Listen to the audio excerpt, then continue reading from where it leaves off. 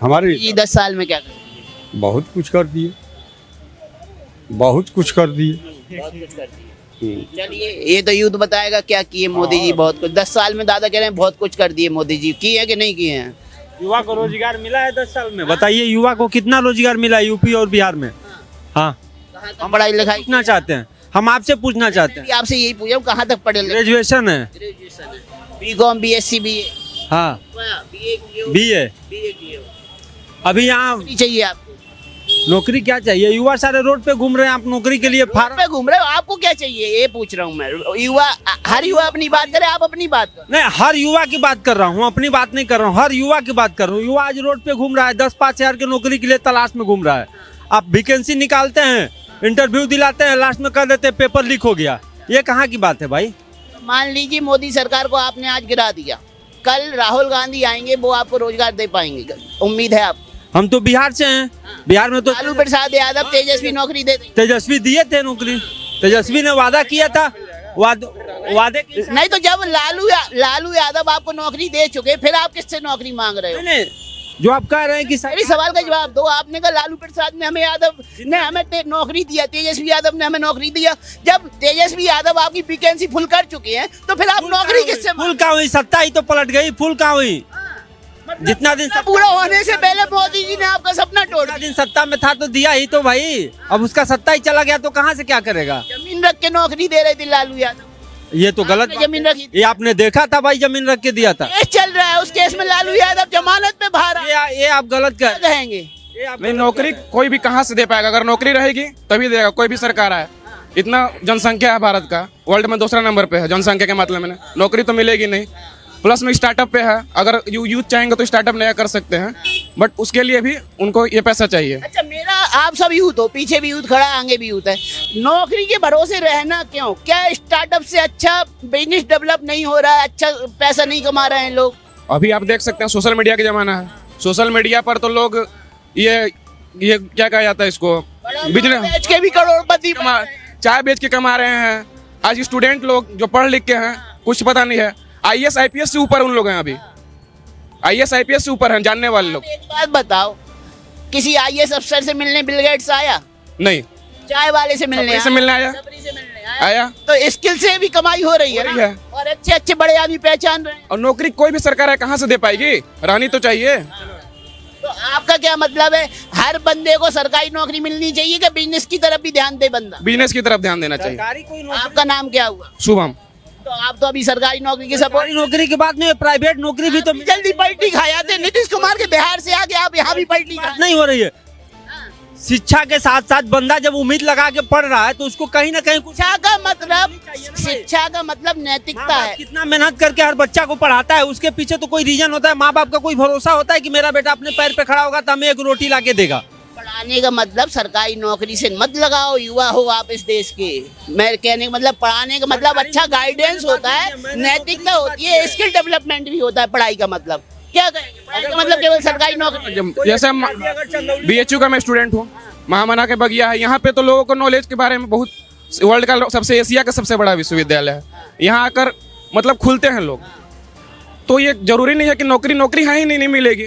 नौकरी के पीछे भागेंगे, 4-5 साल बर्बाद करेंगे। आज UPSC की तैयारी करने लोग जाते हैं, 0.1% सक्सेस का रेट है वहाँ पे। अब पैसा कितना खर्च होता है? लगभग मिनिमम 30 लाख खर्चा होता है मिडिल क्लास लोग का। और वही 30 लाख अगर वो इन्वेस्ट करेगा अपने करियर को लेकर तो वो आगे कुछ कर सकता है।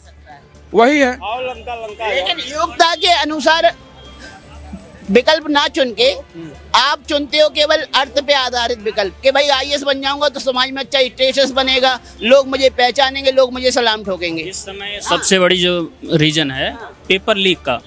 पेपर लीक चाहे यूपी गवर्नमेंट हो, अभी इसके पहले राजस्थान में कांग्रेस सरकार थी। देखिए, हम बीजेपी और कांग्रेस कुछ नहीं कर सकती क्योंकि इन लोगों का ये काम है। दोनों के दोनों पार्टियां पेपर लीक को नहीं रोक पा रही।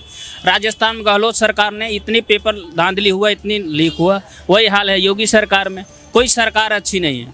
लेकिन एक्शन तो योगी सरकार ली है। एक्शन क्या लिए हैं? इतना प्रेशर हुआ तब एक्शन लिए है ना।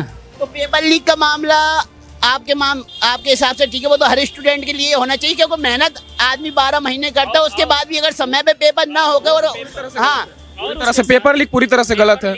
और बहुत ज़्यादा बढ़ी भी है। यूपी गवर्नमेंट जो है, जैसे टीचर वैकेंसी थी प्राइमरी का 2018 के बाद अभी तक वैकेंसी नहीं लाई, लगभग 6 साल 7 साल होने वाला है। इसके बाद एक बार 2021 में लाया था टीजीटी, इसके बाद वैकेंसी टीचर की नहीं ला रही है, तो वैकेंसी नहीं, और वैकेंसी लास्ट में कोई वैकेंसी। पेपर लीक वाली बात आपने यहाँ कैमरे पे रख दी, ये बात आपकी योगी मोदी तक पहुँचेगी भी, लेकिन हाँ कांग्रेस भी सरकार, गहलोत सरकार, कोई भी सरकार है, पेपर लीक का कांग्रेस बहुत अच्छी नहीं है। वहाँ भी हम लोग राजस्थान सरकार की देखे हैं, वहाँ भी पेपर सबसे ज़्यादा, वहाँ तो पेपर बेचकर उसके बाद इंटरनेट बंद कर देते हैं, ये स्थिति है वहाँ, यहाँ भी। लेकिन पेपर लीक को बंद करना, आपकी समस्या मैंने रख ली है, आगे तक जाएगी, चाहे वो कांग्रेस के नेता देंगे चाहे वो बीजेपी के नेता देंगे। लेकिन अगर हम पर्सनली इस लोकसभा की बात करें तो इस लोकसभा में आप किसको अपना लीडर देखना चाहेंगे? मोदी जी फिर से आएंगे, हैट्रिक लगेगी? नहीं, आने की वो तो अलग मैटर है, जो मेहनत करेगा वो आएगा सत्ता में। जिसने 10 साल मेहनत की है नहीं की? मोदी जी का सबसे ज्यादा जो अभी रीजन ये है कि यूपी में ग्राउंड लेवल पर उन लोगों के कार्यकर्ता हैं, कांग्रेस के ग्राउंड लेवल पे कार्यकर्ता नहीं रह गए हैं, इसलिए कांग्रेस की अब उतनी उम्मीद नहीं है। क्या कहेंगे? मोदी जी ने 10 साल मेहनत की है, उन्हें फल मिलना चाहिए नहीं मिलना चाहिए? वो तो मोदी जी तो आएंगे ही, जो वो बोल रहे हैं कि 400 प्लस, लेकिन उतनी तो नहीं, लेकिन मेरे हिसाब से 250 प्लस सीट, 250 प्लस सीट 272 तो चाहिए सरकार बनाने। हाँ 272 चाहिए, जैसे वो 250 प्लस हम बोल रहे, थोड़े बोल रहे हैं कि अब 260 है या 72 है, कितना है, मतलब 250 प्लस एनडीए को मिलने की संभावना है, 400 प्लस नहीं है, जो हिसाब से अभी ये है। और पर्सनल अगर हम काशी बनारस की बात करें तो यहाँ से मोदी जी कितना लीड लेके जीत जाएंगे? यहाँ से तो उनको कोई टक्कर नहीं दे पाएगा। 2 बार 5-5 लाख वोटों से अधिक से जीते हैं, इस बार काशी से कोई टक्कर नहीं उनका, काशी में उन्हें कोई नहीं हरा पाएगा।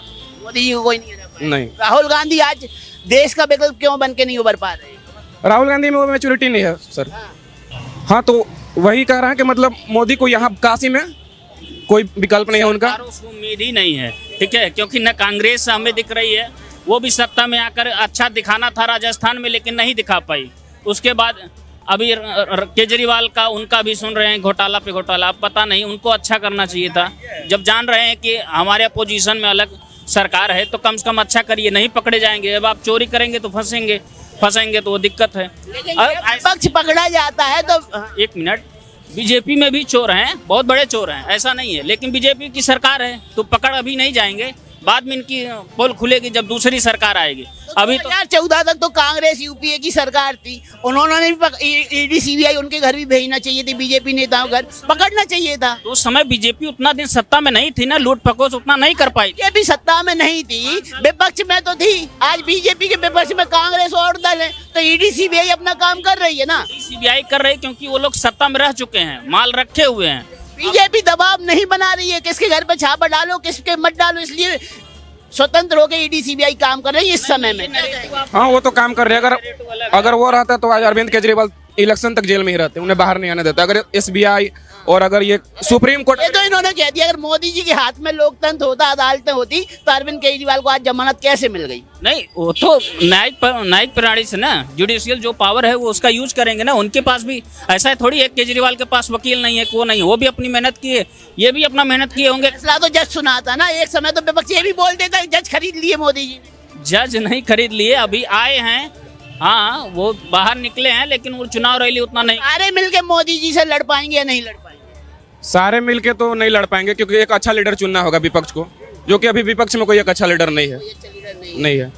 तो चलिए, एक ही काशी के मतदाताओं की राय 2024 इलेक्शन को लेके और काशी बनारस लोकसभा क्षेत्र को लेके, अब युवाओं ने अपनी राय रख दी है। आपको मतदान करना है, आने वाली और भी चरण बाकी हैं, 4 चरणों का मतदान हो चुका है, 3 चरणों के मतदान अभी बाकी हैं। तो आप अपना मत हमें कमेंट सेक्शन में बता सकते हैं, कौन अच्छा काम कर रहा है, कौन नहीं कर रहा है, आप किसको पीएम देखना चाहते हैं। धन्यवाद, जय हिंद।